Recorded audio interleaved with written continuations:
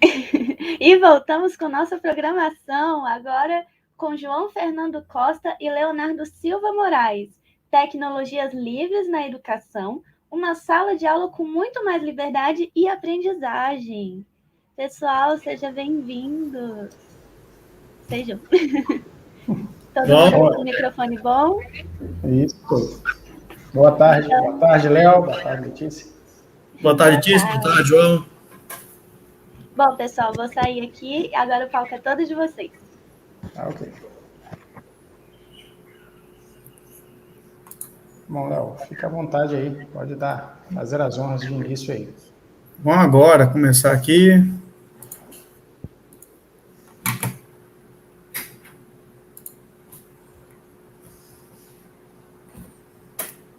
Apareceu aí, João? Sim. Certo. Show de bola. Bom, gente, bom dia, boa tarde, né? Eu e o Fernando, nós vamos apresentar para vocês o tema Tecnologias Livres na Educação, né?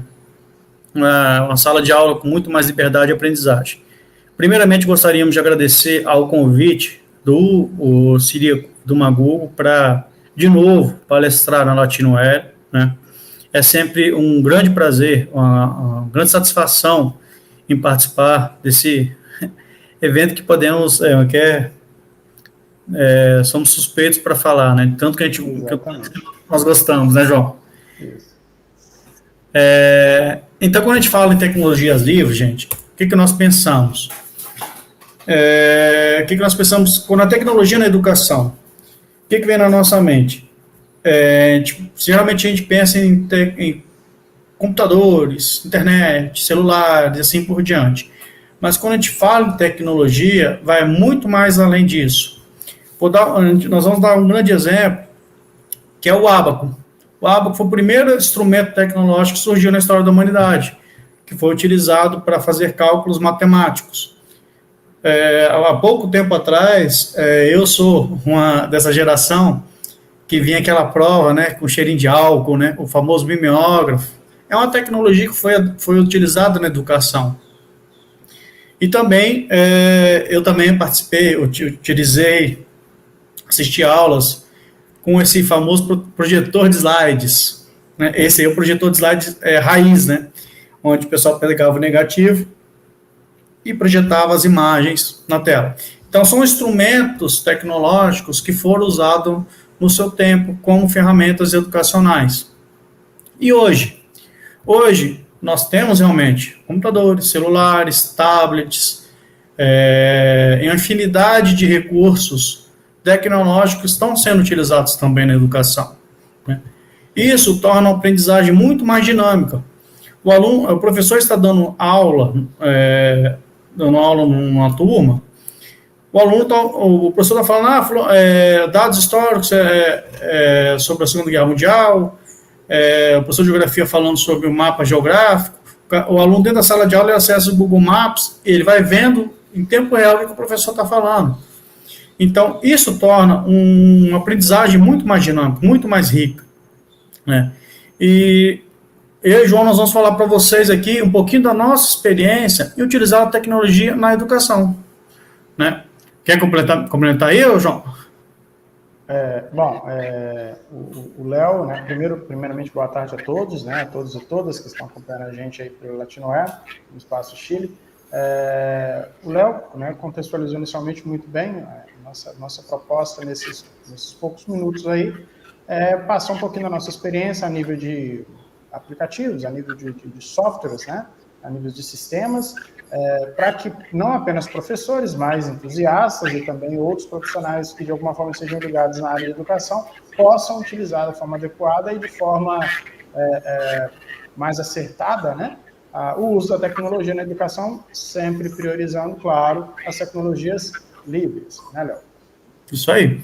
Quando a gente fala em tecnologias livres, a gente vem também falando sobre a evolução da educação utilizando essas tecnologias. Teve a época do impresso, a época do quadro negro, do rádio, telecurso, e hoje nós estamos na web, que com o advento da pandemia também, mostrou muito mais esse lado latente, que nós dependemos muito da tecnologia. na educação. E o João falou bem pontualmente softwares livres. Por que softwares livres nós utilizamos ele na educação? Pelo princípio básico do software livre, que é você disponibilizar o código-fonte, você fazer um conteúdo onde as outras pessoas podem utilizar, você faz um ambiente muito mais colaborativo, né? Então, diferentemente de softwares proprietários, onde o cara faz um código-fonte fechado, só ele sabe como é que faz as rotinas e vende para você o aplicativo. Na solução livre, você tem acesso a todo o código-fonte daquela solução e pode ajudar a contribuir a melhorar ela, né? Temos infinidades de exemplos que nós vamos dar para vocês aqui, alguns exemplos, desculpa, e uma infinidade de possibilidades que nós podemos trabalhar, né? E aí, João, o que você acha aí do software livre na educação? A proposta do software livre, ela é fundamental, eu diria, Léo, que não dá para pensar em educação sem software livre hoje. Não apenas hoje em dia, mas desde sempre, os próprios primórdios da internet nasceram em um ambiente de código aberto, de tecnologias livres, né? A educação, ela caminha exatamente na proposta de libertar o usuário, libertar o aluno, né, do que nós entendemos que sejam as amarras que a própria sociedade, de alguma forma, os impõe. Então, o código aberto, o software livre, permite que o aluno tenha não apenas o acesso, mas a possibilidade de distribuir as suas modificações, aprender com o código-fonte, não apenas para o programador, né, Léo? Isso que a gente está falando não é só para o programador, propriamente dito. Mas quando a gente associa o software livre na educação, a gente está indo muito mais além. A gente está falando de fontes livres, estilos de letra que podem ou não ser usados em determinado trabalho de curso. A gente está falando de metodologias que podem se apropriar do código aberto e do software livre em suas dinâmicas. Então, trabalhar a educação hoje sem software livre é impensável, na minha opinião, e na opinião de muitos especialistas também. Isso aí. Um exemplo, trabalhei 4 anos na escola estadual. Um grande exemplo que eu usava, uma ferramenta que eu usava muito nas aulas de matemática era o GeoGebra. O GeoGebra é uma ferramenta extremamente dinâmica na hora que você vai ensinar para os alunos, porque ele vê em tempo real as variações de acordo com a mudança dos dados. Então, você vê dinamicamente um cubo, por exemplo, está mostrando aí. Você vê o cubo quando ele vai aumentando a aresta, diminuindo, aumentando o lado. Então, você tem as informações, você sai do abstracionismo, você sai da parte abstrata, né? Então, os professores de matemática utilizem muito essa ferramenta. Ela é muito importante para sair do abstrato com os alunos, né? Nós temos também uma ferramenta que foi muito utilizada por mim e outros professores, que é a suíte de LibreOffice. Ela é uma suíte que tem planilhas eletrônicas, editor de texto, editor de apresentação, e outras ferramentas mais que nós podemos utilizar nas salas de aula, né, com os alunos. A grande vantagem é o seguinte: essas soluções, vocês utilizando na escola, quando o aluno chega em casa e tem um computador, ele pode instalar a mesma solução que tem na escola gratuitamente, utilizar a vida inteira sem restrição nenhuma. Léo, fazendo uma ressalva em relação ao LibreOffice, que você mencionou agora há pouco, ontem eu defendi o meu mestrado.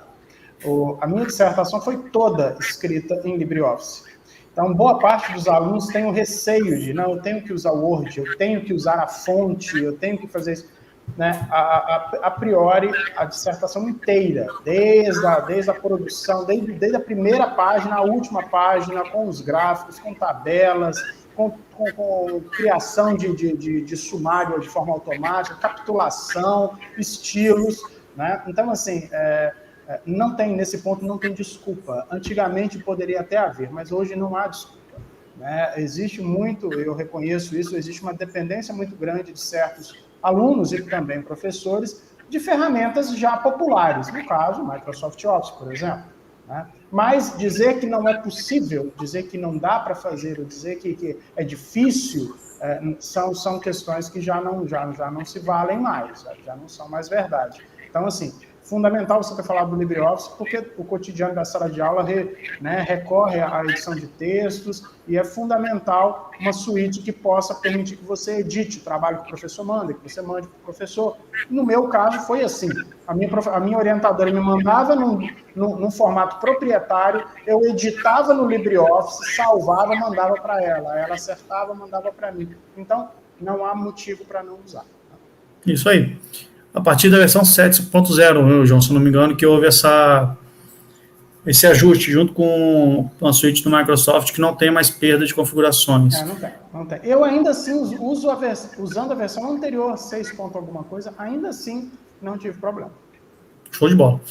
O Inkscape é uma ferramenta que eu trabalhei com os alunos quando eu trabalhava vetores, imagens vetoriais, né? Falava com eles, aí pegava, trabalhava imagens, e a grande sacada é o seguinte: eu ensinava a usar a ferramenta, então eles não usavam na minha aula somente de matemática, eles usavam na geografia, biologia e assim por diante. Então, quando você trabalha uma ferramenta dessa com um aluno, o aluno pega se apropria da ferramenta e utiliza de acordo com a necessidade dele, ou em sala de aula, ou na vida profissional particular dele, né? Uma ferramenta que eu trabalhei bastante com os alunos, principalmente para dar um pouquinho de lógica computacional, é o Python. O Python, a grande vantagem dele é a curva de aprendizagem dele é baixa, e ele estimula muito esse raciocínio computacional. Então, eu fiz uma aula com uma equação do primeiro grau, uma equação do segundo grau, fazendo a resolução utilizando o Python, utilizando lógica computacional com eles. E lá nasceu alguns desafios para eles trabalharem também. É uma ferramenta bem bacana para trabalhar no ensino médio.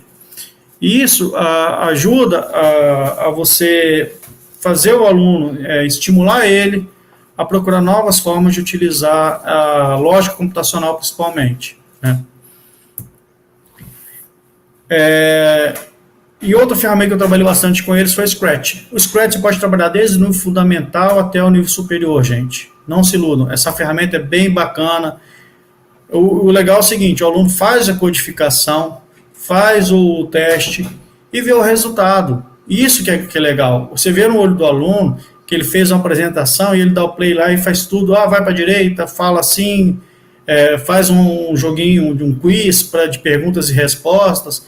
Eles faziam arte, faziam áudio, usavam Audacity, usavam todas as ferramentas livres para fazer um trabalho para apresentar para os colegas. Ficou um trabalho bem bacana. Você pode utilizar desde o fundamental com os alunos, para ele começar o básico, as rotinas, que é uma rotina, que é uma variável, e assim por diante, né?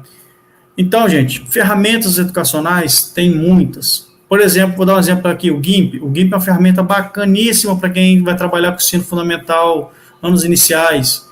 Ele é a suíte completa, desde da parte de alfabetização, da matemática, lógica e assim por diante. Então, quem tem computador Windows, instale o GIMP. Quem não tem o Linux, instale o GIMP, ele é de graça, é gratuito, ele é open source.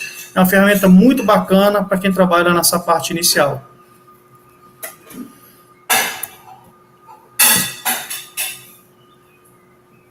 E agora vamos falar sobre o ensino híbrido, né, João? Isso aí. Eu estava só colocando um post aqui para rolar, mas foi bom você ter introduzido dessa forma o assunto, Léo. O ensino híbrido, assim como conhecido como blended learning, né? Ele vem para consolidar, na verdade, boa parte do que a gente já conhece de educação à distância, ou ensino à distância, ou ensino remoto, propriamente dito. Enquanto eu estava falando ontem com um professor sobre esse assunto, enquanto antigamente o ensino à distância ele era uma alternativa, atualmente ele é a alternativa, né? Antes ele era uma entre várias, né?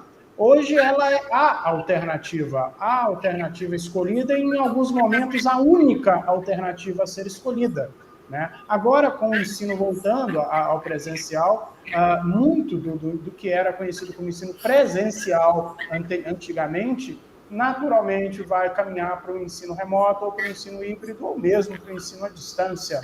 né? Eu entendo que boa parte do que era teórico, boa parte do que era puramente teórico, vai naturalmente caminhar para o ensino à distância. Eu vou compartilhar a minha tela aqui, que é a tela que o Léo está falando aí agora. Deixa eu vir para cá, apresentação. Vou só jogar para cá, compartilhar. Compartilhar uma tela. Uma guia do Chrome. Está conseguindo ver aí, Léo?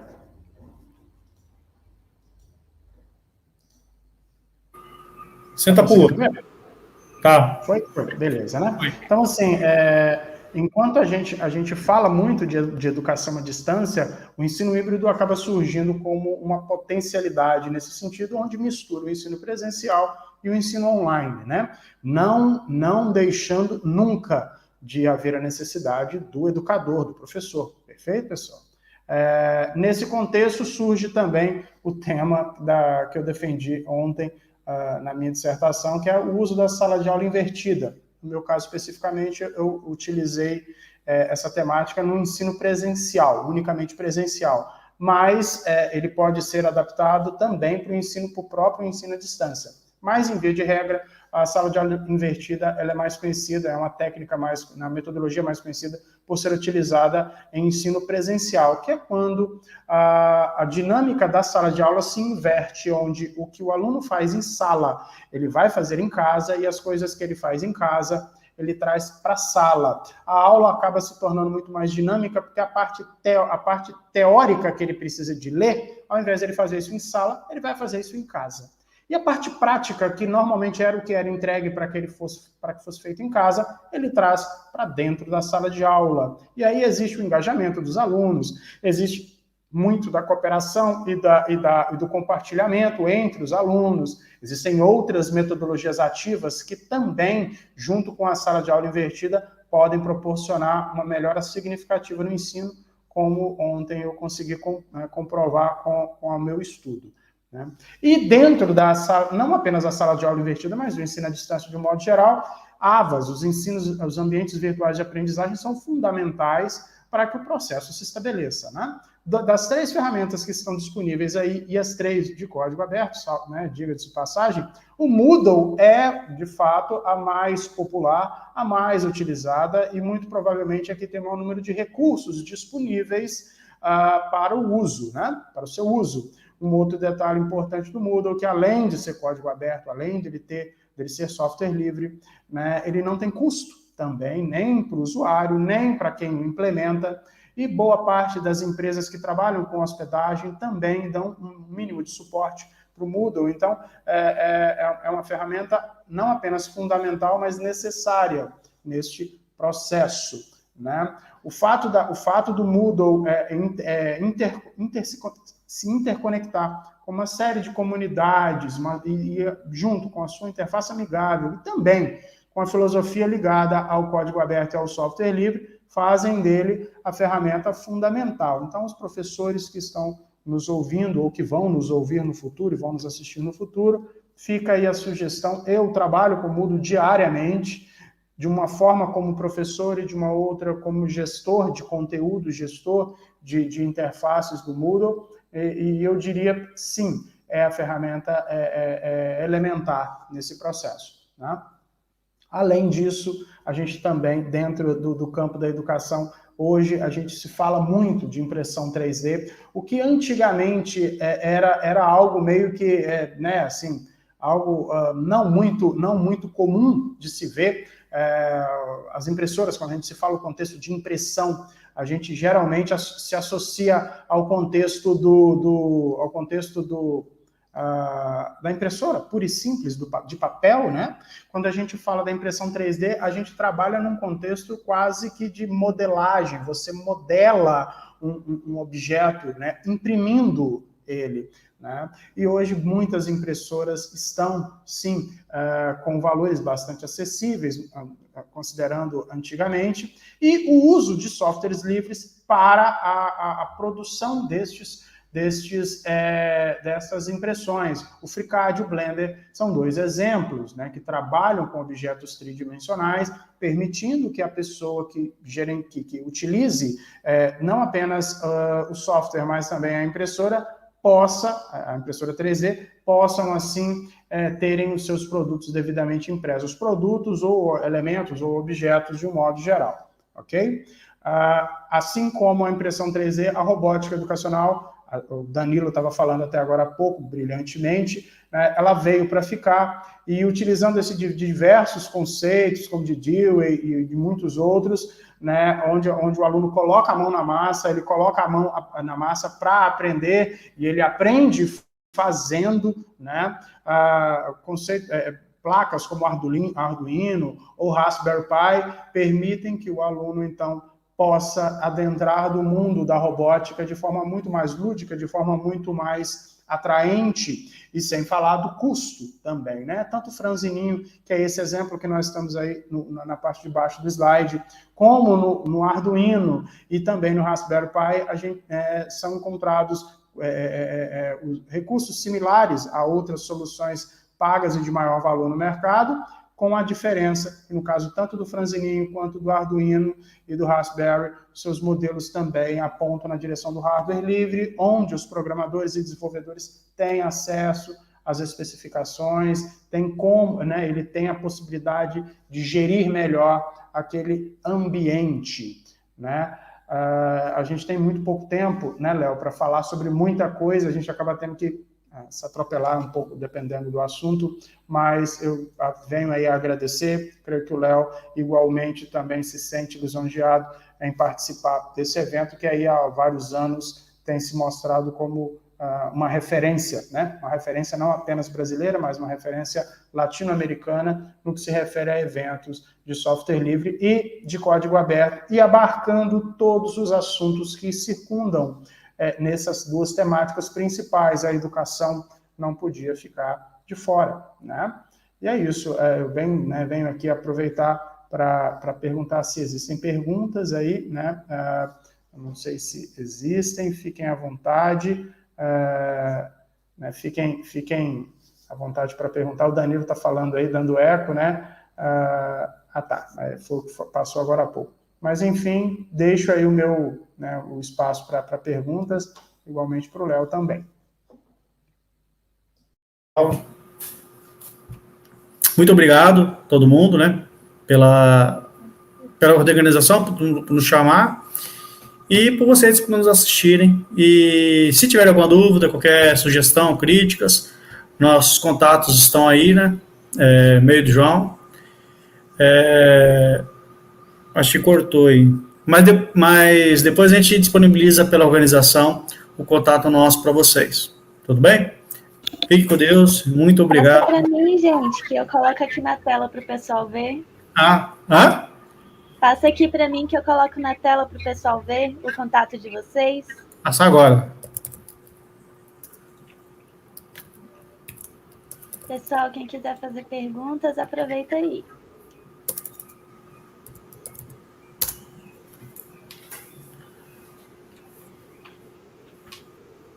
João, se puder, manda o seu também.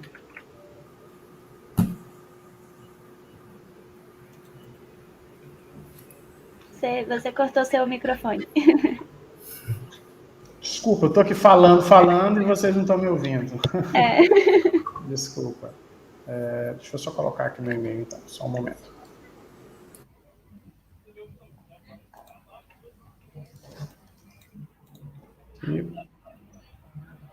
Então, vou colocar aí no chat, né? Isso, coloca aqui para mim. Ok. Aqui. Então é isso aí. Tá aí. Fiquem à vontade.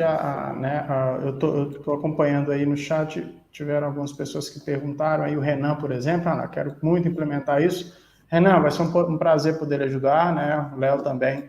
Creio que também pode fazer jus à palavra nesse sentido. Mas fiquem à vontade para entrar em contato conosco. Um abraço aí para a Bárbara, um abraço para o Léo, né, e para quem mais estiver nos assistindo aí nesse momento. Bom, infelizmente nosso tempo é curtinho. Ó, Renan Barros acabou de comentar, vocês têm apoio da instituição de vocês? Bom, você quer responder, Léo? No meu caso, eu tenho, em parte, né, boa parte do empenho é feito por nós mesmos, né, Léo? Assim, boa parte do que a gente busca é em cima do que a gente acredita e implementa, né, em cima das possibilidades que as instituições fornecem. No caso das que eu atuo, elas já lidam com código aberto, elas já lidam com software livre em essência. Isso, naturalmente, já está implícito e já está instalado na estrutura das próprias instituições. As que não têm, claro, né, nós nos colocamos à disposição, né, Léo? A gente pode marcar, dar uma palestra, fiquem à vontade aí para poder contar com a gente nesse sentido. Né? Pode contar conosco. Nas instituições que eu trabalho, sempre tive apoio em relação ao software livre, a utilização dele. E até porque o cara ser contra software livre na área da educação, o cara não existe argumento, né? Boa parte das vezes o argumento refere-se à parte econômica, né? E quando você corta a parte econômica, aí o olhinho brilha, né? Então... Bom, gente, então, infelizmente, o tempinho aqui acabou. Muito obrigada pela presença de vocês, foi ótimo. E eu espero ver vocês na próxima Latinoair. Eu também. Estaremos lá, se tudo der certo. Se Deus quiser, estou lá. Estaremos lá. Estamos agarrados. Junto e misturado. Isso aí. Verdade. Um abraço pro Thiago aí, Sodré. Valeu. Abração, hein? Tchau, gente. Tchau. Tchau.